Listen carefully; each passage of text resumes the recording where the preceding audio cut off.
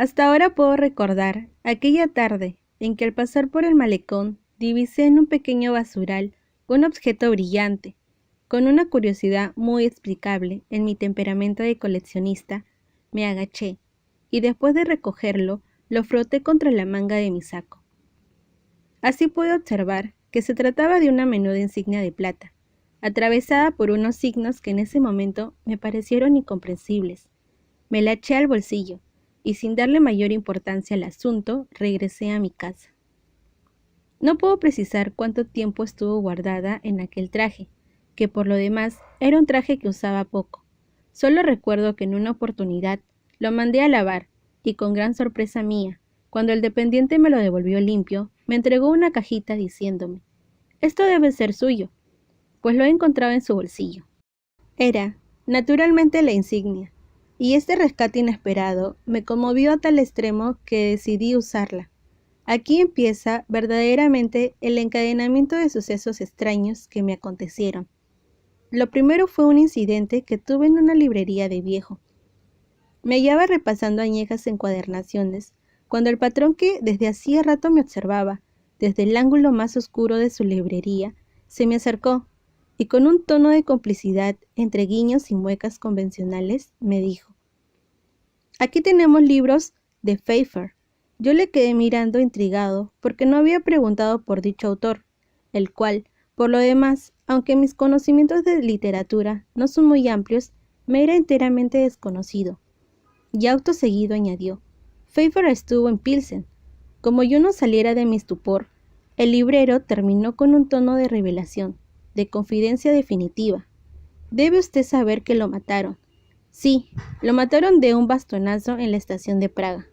Y dicho esto, se retiró hacia el ángulo de donde había surgido, y permaneció en el más profundo silencio. Yo seguí revisando algunos volúmenes maquinalmente, pero mi pensamiento se hallaba preocupado en las palabras enigmáticas del librero. Después de comprar un librito de mecánica, salí desconcertado del negocio. Durante algún tiempo, estuve razonando sobre el significado de dicho incidente, pero como no pude solucionarlo, acabé por olvidarme de él. Más pronto, un nuevo acontecimiento me alarmó sobremanera. Caminaba por una plaza de los suburbios cuando un hombre menudo, de faz hepática y angulosa, me abordó introspectivamente, y antes que yo pudiera reaccionar, me dejó una tarjeta entre las manos, desapareciendo sin pronunciar palabra. La tarjeta, en cartulina blanca, solo tenía una dirección y una cita que rezaba: «Segunda sesión, martes 4». Como es de suponer, el martes 4 me dirigí a la numeración indicada. Ya por los alrededores me encontré con varios sujetos extraños que me rodeaban y que, por una coincidencia que me sorprendió, tenían una insignia igual a la mía. Me introduje en el círculo y noté que todos me estrechaban la mano con gran familiaridad. Enseguida ingresamos a la casa señalada y en una habitación grande tomamos asiento. Un señor de aspecto grave emergió tras un cortinaje y desde un estrado, después de saludarnos, empezó a hablar interminablemente. No sé precisamente sobre qué versó la conferencia, ni aquello era efectivamente una conferencia. Los recuerdos de niñez anduvieron hilvanados con las más agudas especulaciones filosóficas y a unas digresiones sobre el cultivo de la remolacha. Fue aplicado el mismo método expositivo que a la organización del Estado. Recuerdo que finalizó pintando unas rayas rojas en una pizarra, con una tiza que extrajo de su bolsillo.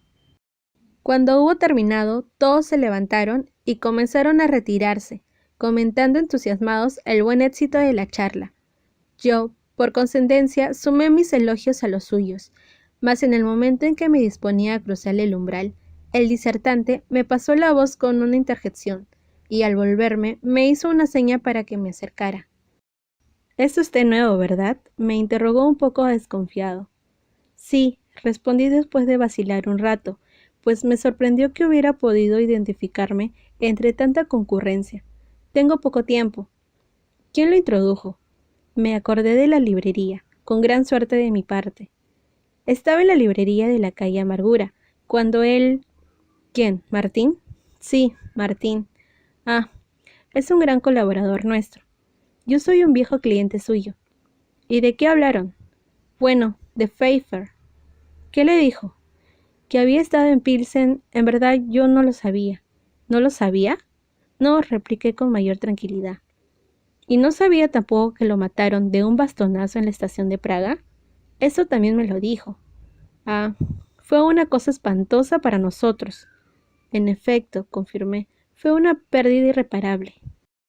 Mantuvimos luego una charla ambigua y ocasional, llena de confidencias imprevistas y de alusiones superficiales, como la que sostienen dos personas extrañas que viajan accidentalmente en el mismo asiento de un ómnibus.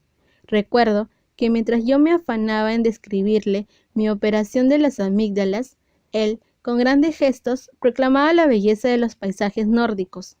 Por fin, antes de retirarme, me dio un encargo que no dejó de llamarme la atención. Tráigame la próxima semana una lista de todos los teléfonos que empiecen con 38. Prometí cumplir lo ordenado, y antes del plazo concedido, concurrí con la lista.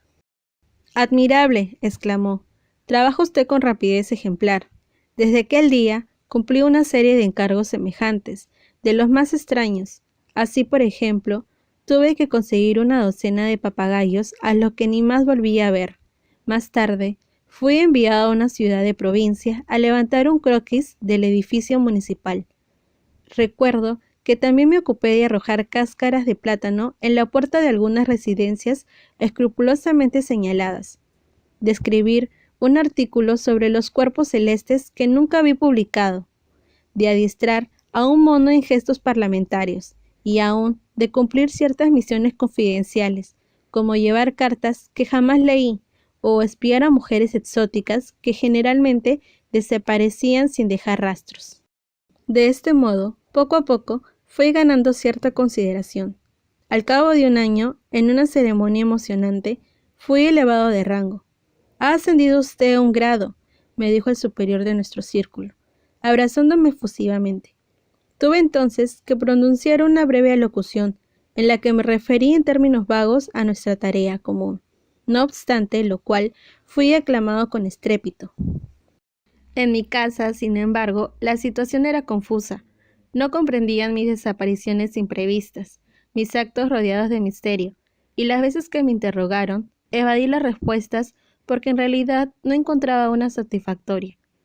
Algunos parientes me recomendaron incluso que me hiciera revisar por un alienista, pues mi conducta no era precisamente la de un hombre sensato. Sobre todo, recuerdo haberlos intrigado mucho un día que me sorprendieron fabricando una gruesa de bigotes postizos, pues había recibido dicho encargo de mi jefe. Esta beligerancia doméstica no impidió que yo siguiera dedicándome con una energía que ni yo mismo podía explicarme a las labores de nuestra sociedad. Pronto fui relator, tesorero, adjunto de conferencias, asesor administrativo y conforme me iba sumiendo en el seno de la organización, aumentaba mi desconcierto, no sabiendo si me hallaba en una secta religiosa o en una agrupación de fabricantes de paños. A los 3 años me enviaron al extranjero. Fue un viaje de lo más intrigante. No tenía yo un céntimo. Sin embargo, los barcos me brindaban sus camarotes. En los puertos había siempre alguien que me recibía y me prodigaba atenciones, y los hoteles me obsequiaban sus comodidades sin exigirme nada. Así me vinculé con otros cofrades, aprendí lenguas foráneas, pronuncié conferencias, inauguré filiales a nuestra agrupación y vi cómo extendía la insignia de plata por todos los confines del continente. Cuando regresé, después de un año de intensa experiencia humana, estaba tan desconcertado como cuando ingresé a la librería de Martín. Han pasado 10 años. Por mis propios méritos he sido designado presidente. Uso una tagorlada de púrpura con la que aparezco en los grandes ceremoniales. Los afiliados me tratan de vuecencia. Tengo una renta de $5,000, casas en los balnearios, sirvientes con librea que me respetan y me temen, y hasta una mujer encantadora que viene a mí por las noches sin que yo la llame. Y a pesar de todo esto, ahora, como el primer día y como siempre, vivo en la más absoluta ignorancia. Y si alguien me preguntara cuál es el sentido de nuestra organización, yo no sabría qué responderle. A lo más, me limitaría a pintar rayas rojas en una pizarra negra, esperando confiado los resultados que produce en la mente humana toda explicación que se funde inexorablemente en la cábala.